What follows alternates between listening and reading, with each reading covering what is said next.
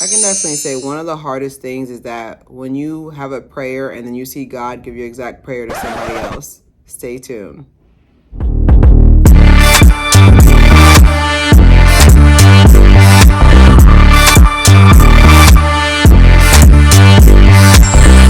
welcome to another episode of Clear Hair. We are continuing our countdown back to back. Okay, so today we are talking about advices 15 through 7, and I'll do my last 6 next week when I turn 33. I'm so blessed. So basically, what I do is that we talk about things I picked along the way, advice, certain trials that I've personally gone through that I want you guys to really know about and how to overcome them. And then just overall, like the advice is like half and half. Some's about relationships, some's about work, like someone's about mostly about self-care. But I really hope you guys enjoy 15 through 7. So number 15. The hardest thing was last year, just real quick. The hardest thing was last year is when I saw God give somebody my exact prayer down to the T. I was like, you don't see me down here? I said that. But honestly, I'm grateful he did, because sometimes you need to see that, one, it's possible that it could happen, and then two, when it's possible it can happen, and two, you also want to be able to see that sometimes it may not be exactly what you want. Because even though I wanted this exact prayer that I saw God give somebody else, like once I saw it play out, I was like, I actually don't want that. And not in like a hater thing, because like I said, like it was on my chest for a while, like 2-3 weeks it was on my chest. I was like, God, like you gave this person my exact prayer. Like I'm talking about when I pray, it's very, very specific. And he gave them my exact prayer, and I was just like, oh my God, what does this mean? And I feel like it was a nice lesson too, because like I said, like it shows that, one, it's coming, and two, like maybe I need to show you that maybe you don't really want this. It's kind of like there was just such patience that I felt. Like I felt so, I guess I'm not here to evangelize y'all, but I just felt so covered, because it's like, I can make this come for you. Are you sure you want this? Because most of the times, like, we want something so bad because we think that's what we're supposed to want, but in your heart, and it sounds cheesy, in your heart, you don't want it, and I'm so grateful that I didn't get my exact prayer that I wanted. I got something even better, which is more time. Okay. Best present. We all have that present every morning, but I really feel like we need to start just being accepting. We need to start to really accept that, like, there's a reason why something didn't take place, and sometimes there's no reason at all, and it's all part of the journey. So I'm so glad about that. All right, so number 14, you need to be able to communicate your feelings. How do I nicely say this? Y'all are children. Y'all are children. There's something about the fact that a lot of people feel like because they pay bills and they have an adult body, they're an adult. You are not. Adult, you are not. Because you should be able to communicate if you don't like something in a respectful manner. Don't be saying, oh, well, I told Bianca that her breath smelled. No. You never liked Bianca in the first place, and now you are chastising her because it's fun, okay? But I really want us to be able to communicate. Like, I work on this every day. Like, I'm so proud of myself, because like me, I'm missing, Edward Scissorhands, they named him after me, because the moment you do something I don't like, I cut you off. I'm working on that so bad. The moment you do something I don't like, because I give a million chances. Like, I'm like, no, they were sick that day. No, Mercury Gatorade and their lemon pepper rising messed it all up. So, no, I don't know why I didn't do it, but like I give so many chances. So I had to learn that if someone does not know how to communicate in the way I like, I have to be prepared to not ever have that level of relationship with them. Okay. So the one thing I can say is that once I noticed that now that I communicate instead of just cut off, like now I feel like I have better relationships with people, because now there's no secret animosity that, like, whenever I see them, like I don't know what that face was, but I am excited that I'm learning that, because like I said, like if you only do what you've been taught. So, with me having Caribbean parents, they are not the best people who I would say is the best communicators. So I really want you guys to learn how to communicate, even if you have to write stuff down and to get all your thoughts out and then send a summary or talk with the person. in person. You can do it. I have number 13, etiquette. Anytime you leave the house to go to an event, you need to bring a gift. So I'm so glad you asked. So I recently went to a baby shower, my cousin's baby shower, and did a little mental survey. And I noticed that over 60 people came and only 4 people bought gifts. The math's not mathing. That means on an aspect ratio of 1 to 15, that tells me every 15 person, only 1 person bought a gift. The math's not mathing. And the math is terrible. It is etiquette. I'm inviting you, like if I'm inviting you to an event, I expect something. Like for example, my birthday dinner next Wednesday, Wednesday, I don't expect a gift, but because like I said, you attending is a gift to me, your presence, but be present. Is a gift, but something about the fact that like y'all will sit there and go to a baby shower. You come to the baby shower, you don't come with a drop. You don't come with nothing. You come to a bridal shower, you come with nothing but there to run your mouth. Oh, the deviled eggs, the meatballs aren't good at the baby shower. You brought nothing but your mouth to run. That's the only thing you brought was your mouth and your open stomach and your open mouth. You didn't bring anything. So I really feel like it's just etiquette. Like, even if something small like Family Dollar, Dollar Tree, you can buy bibs. Like even if like I said, a lot of the stuff on the list is very specific nowadays, non-organic, non-colic, non-GMO, apple, basin, whatever. I know there's a lot of anti-hypoallergenic, all that stuff now. But even if you can't afford the expensive stuff on the list, like get something. Even if you bring, I don't know, a bottle of wine for when, she's for the mom eventually, like bring something. Do not come to a party empty handed. Like I will never understand that, but now everybody was taught etiquette. Number 12, because we're on birthdays. Number 12, when it comes to birthday dinners, they need to be outlawed. Like something about a birthday dinner, it being the only event, keyword, like I have several events leading up to my birthday because I'm over the top, first day of Leo, period. But having a birthday dinner being the only event is very corny. Something about it just screams corn. It screams Jimmy Crack corn. Like, I don't know. It's just, I want to do more events than gatherings. Like, I feel like, for example, at my birthday dinner, it's only going to be a couple of people. It's not going to be a million galillion people, like 20 plus people just staring at each other. We're all here for Claire. Like, something about it just gives like, I don't know. I don't like the vibe anymore. But I really like the idea of doing like small events. Like me, like I'll have my vlog next Friday for all my birthday events, but and everything, like basically like I just have small events, I just have small events here and there with my friends who want to take me out for drinks at the beginning of the month. So basically pretty much everybody's been celebrating me all month, and I've been taking it in, just really taking it all in. But yeah, like I'd rather have small events throughout the month that you can attend or don't attend, at least attend one, or if you can't, you can't. Like I just really want the future of birthday dinners to stop, especially if it's not something interesting. Like last year I did like a murder mystery dinner, and I thought that was really cool because it was something different. Like it was something different to do. It's like, try to say something different that you can do, something that will get people's attention. Because like I said, like when it comes to dinner, like I want to enjoy my meal. I don't want to have to be like eating. Yeah, you're right. Like I want to be able to enjoy my dinner and like talk here and there, but like I kind of feel like I have to host, and like your birthday is supposed to be stress free. Like you're supposed to be relaxed, pretty girl time, whatever. All right, here on 11. Anybody can be jealous of you. Do not be naive of it.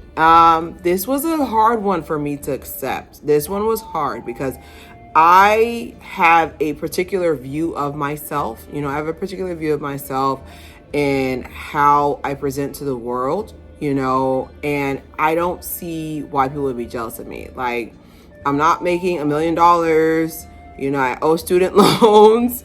I have low iron. I just didn't realize the fact that I'm myself. I have a necklace on my forehead, by the way. The fact that I'm my goofy self, people are jealous of that because a lot of people are living a facade. A lot of people are living a facade. A lot of people are not really being themselves, and I feel like a lot of people are jealous of that, and you have to be ready for that. And because a lot of people, like, when you naturally have like a kind heart and you just naturally think the best of people, people take advantage of that because they're just like, this person does not know that, you know, there's evil out there, and this person just sees the world a completely different way. So I just say, just watch your back. Okay, watch your back. Don't turn your back on certain people, because they count on someone who has a soft heart like that to not know that there's just other point of view of that. Because like I said, like, when I think of someone who's jealous, I'm thinking you're jealous of someone who has perfect. I literally have this stop wearing makeup back to back pimple, like, you know, like I can't see, I have contacts on. Like, I'm thinking you're going to be jealous of someone who has perfect skin, perfect vision, perfect hair, you know, wakes up beautiful, wakes up like this, like, but no, literally being yourself, people can be jealous of that. It goes outside of money. Like, I was surprised people who make like millions, millions, like hundreds of thousands, are jealous of little me. I'm really surprised by that. All right, so I have number 10. You need to learn how to read micro expressions. It's part of the discernment journey. So what I mean by that is being able to read micro expressions. There's just something about the fact that a lot of y'all are friends with people who hate you. And I can be around you for 5 minutes and tell you, because I watch micro expressions. Like, I love listening. Like, it's one of my favorite quotes that I love to hear, is that they'll say, you have 2 ears so you can listen as twice as you speak. And it's true. Like, I love listening. I love listening because you listen. When I mean listen, I listen to what you don't say. I listen to that. I see that, like the little like stink looks here and there. Like, I really pay attention to everything. And I don't want you to but also don't use this as a license to go and like, oh, she sneezed. She sneezes whenever I walk by. She doesn't like me. Like, no, I'm not saying that. But, I do want y'all to really, like, I really want y'all to just critically think about, like, your friends and how you've caught the looks. Like I said, my little brother nickname for me is CIA because he's like, you catch everything. I was like, yes, sir. And there's just something about the fact that, like, a lot of you don't notice it. Like, even with your partners, even with your jobs, even with your bosses, boyfriend, girlfriend, friend, all of that. Like, a lot of y'all don't catch these things is because you're not paying attention. You're on your phone. Me, if I tell you good news and you're just like, look, that little thing right there, I know something's like, it's not because you have allergies or you're gassy. Like, every time I tell you good news, or every time someone says a compliment to me and you kind of look like this, caught you. I just haven't figured out what I want to do with you yet. But it's just, I just want you guys to just really catch micro expression. Just really listen and pay attention to people. It's going to save you a lot in the long run. All right. I have on here, this is my favorite one. Number 9, take notes, because God is one of the original teachers and he's going to keep sending you the same test if you fail it. Sit in that for a little bit, because I remember I used to only attract users as friends, because God was trying to tell me, you need to stop putting people above not only yourself, but putting people above me. I'll wait. I'll wait. I've noticed that, 'cause I was like, why do you keep sending me friends who are users? Like, I'm finally in an era where I have reciprocity. Like, I'm in awe at my friend tribe. Like, I'm in awe of them. Like, my friend tribe now is, oh my goodness. I think it's supposed to be a blackout. Sorry, it's raining. It's Florida. But I'm in awe. Like, I'm completely in awe of my friend tribe, because there's just so many times where I was like, I'm waiting for the other shoe to drop. I'm used to having friends who just pretty much use me, because like I said, I have, like, with my friends, I go far for them. So I really am confused on, like, being treated right. It's like dating all over again after being in a bad relationship with so many different people. So definitely he's gonna keep sending you that same test. So if you're with a man, a girlfriend, or whatever person, or a job that keeps using you, he's just gonna keep sending you the same test in different forms. I learned that, which I was like, dang, like, am I failing? Why do you keep sending me the same test?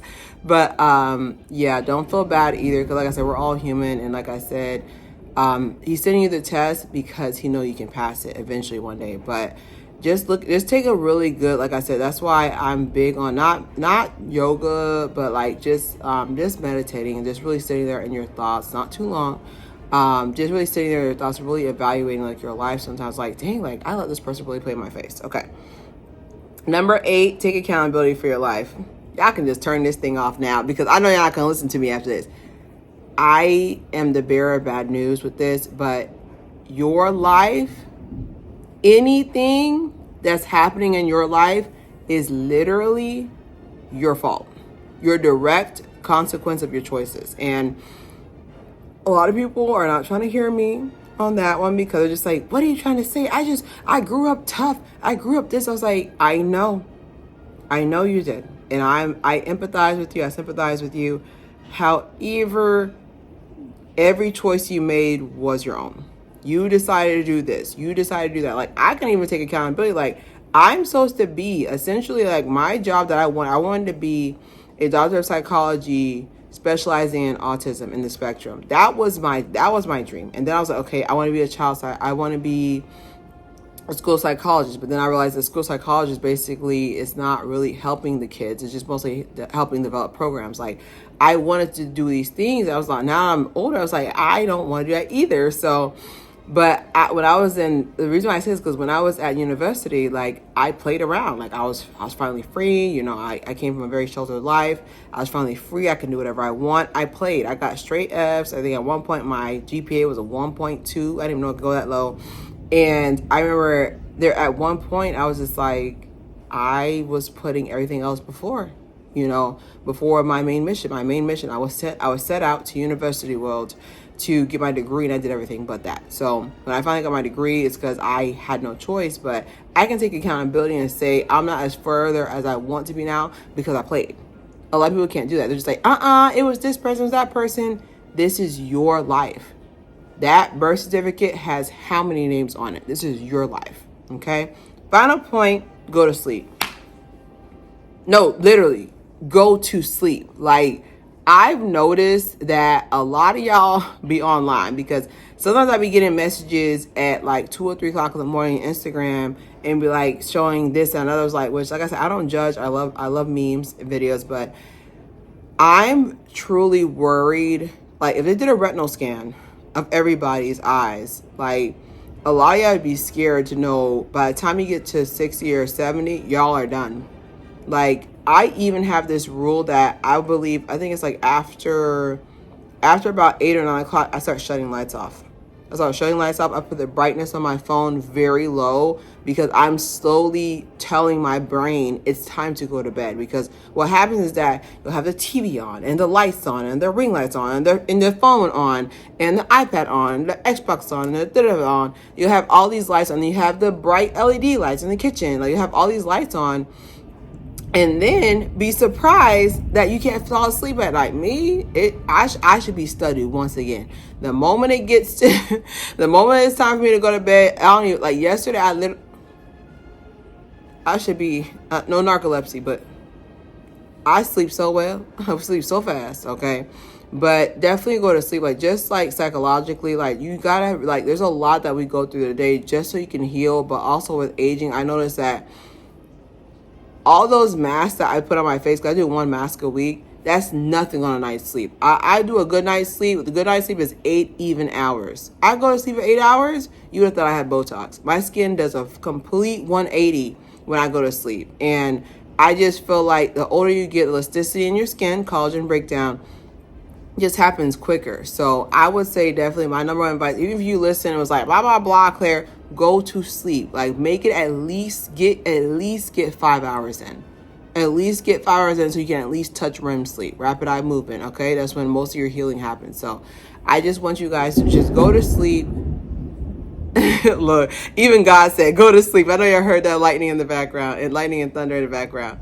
But definitely, I would definitely just please go to sleep, y'all. Please, because y'all do not be going to sleep. I can tell. You should not have bags under your eyes in your 20s already, okay? So don't forget to subscribe, share. It's Claire Haire.